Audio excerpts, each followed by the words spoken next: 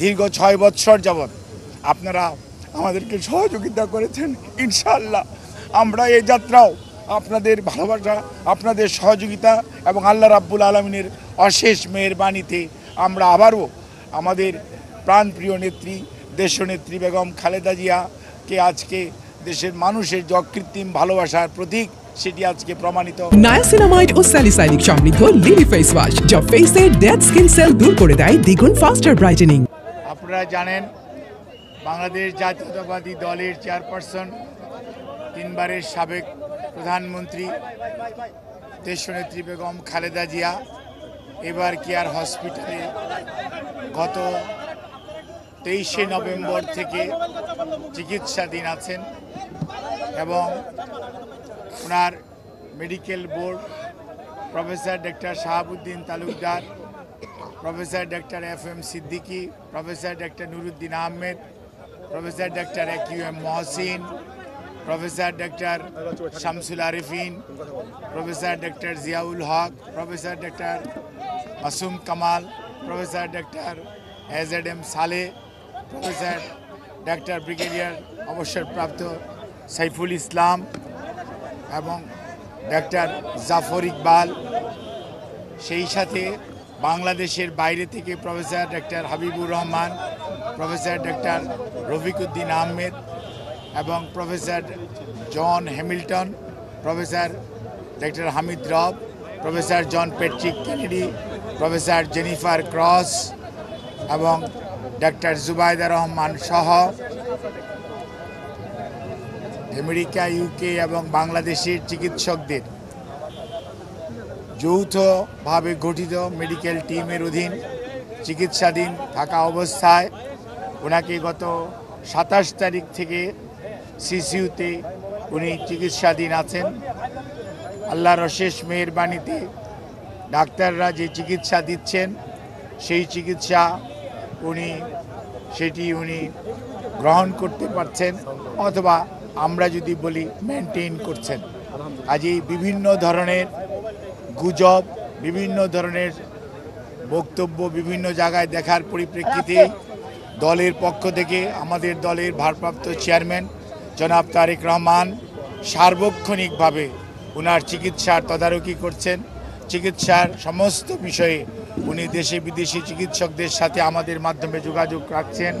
দলের মহাসচিব এবং দলের স্থায়ী কমিটির সদস্য সহ সারা দেশের মানুষের ন্যায় প্রধান উপদেষ্টা পরিষদের সদস্য এবং বাংলাদেশের অন্তর্বর্তীকালীন সরকার সার্বক্ষণিকভাবে ওনার চিকিৎসার ব্যাপারে যথাযথ সহযোগিতা এই হাসপাতালের চিকিৎসক, নার্স এবং সকল কর্তৃপক্ষকে দিয়ে যাচ্ছেন এবং আমরা অত্যন্ত কৃতজ্ঞ।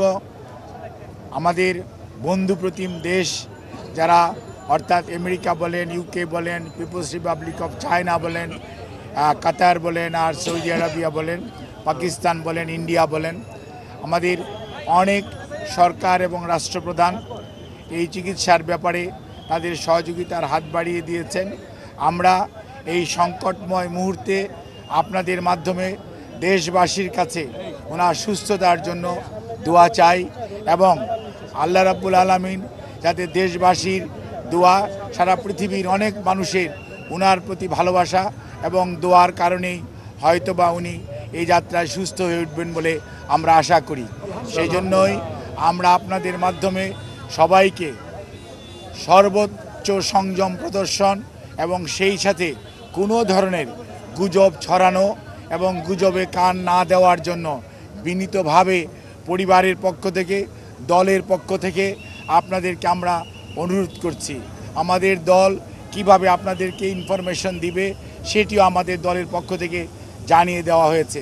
কাজেই সম্মানিত সাংবাদিক ভাই ও বোনেরা, আপনারা ধৈর্য ধরুন। দীর্ঘ 6 বৎসর যাবৎ আপনারা আমাদেরকে সহযোগিতা করেছেন। ইনশাআল্লাহ আমরা এই যাত্রাও আপনাদের ভালোবাসা, আপনাদের সহযোগিতা এবং আল্লাহ রাব্বুল আলামিনের অশেষ মেহেরবানিতে আমরা আবারও আমাদের প্রাণপ্রিয় নেত্রী দেশনেত্রী বেগম খালেদা জিয়াকে আজকে দেশের মানুষের যে অকৃত্রিম ভালোবাসার প্রতীক সেটি আজকে প্রমাণিত। সেই লক্ষ্যেই আমরা আপনাদের সহযোগিতা চাই। আমাদের ভারপ্রাপ্ত চেয়ারম্যান জনাব তারেক রহমান আপনাদের সবাইকে অনুরোধ করেছেন যে ধৈর্য ধারণ করার জন্য, এবং উনি সার্বক্ষণিকভাবে বিরামহীনভাবে দেশি বিদেশি চিকিৎসকদের সমন্বয়ে গঠিত মেডিকেল টিমের সাথে সার্বক্ষণিক যোগাযোগ রাখছেন।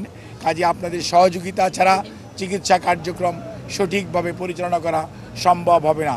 কাজে কোনো ধরনের গুজবে কান না দেওয়ার জন্য আপনাদেরকে অনুরোধ করছি, এবং দেশনেত্রী বেগম খালেদা জিয়ার জন্য সুস্থতার জন্য আপনাদের মাধ্যমে দেশ তথা সকল ধর্মের মানুষের প্রতি আমরা উদাত্ত আহ্বান জানাচ্ছি। আমাদের দলের পক্ষ থেকে জানানো হয়েছে, আমাদের দলের সিনিয়র যুগ্ম মহাসচিব জনাব রিজভী আহমেদ ওনার স্বাস্থ্য ব্যতীত অন্যান্য বিষয়ে আপনাদেরকে মাঝে মাঝে ব্রিফ করবেন।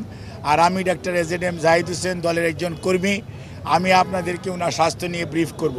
এর বাইরে আপনারা অন্য কারো ব্রিফিংয়ের প্রতি কোনো ধরনের কান না দেওয়ার জন্য দল আপনাদেরকে অনুরোধ করেছে। আপনারা যদি এটা মানেন, ফলো করেন, তাহলে আর কোনো গুজবের ছড়ানোর সুযোগ থাকে না। দেশের বাইরে নেওয়ার জন্য যে কথাটি আমি পূর্বেও বলেছি, মেডিকেল বোর্ডের সদস্যরা ওনাকে দেখেছেন। আজকেও ইউকে থেকে ওনাকে দেখার জন্য বিশেষজ্ঞ আসবেন, এবং ওনারা দেখবেন। দেখার পরবর্তীতে ওনাকে যদি ট্রান্সফারেবল হয়, আমাদের যদি ট্রান্সফার করার প্রয়োজন পড়ে মেডিকেল বোর্ড মনে করে, তখনই ওনাকে সেই যথাযথ সময়ে ওনাকে চিকিৎসার জন্য দেশের বাইরে নিয়ে যাওয়া হবে।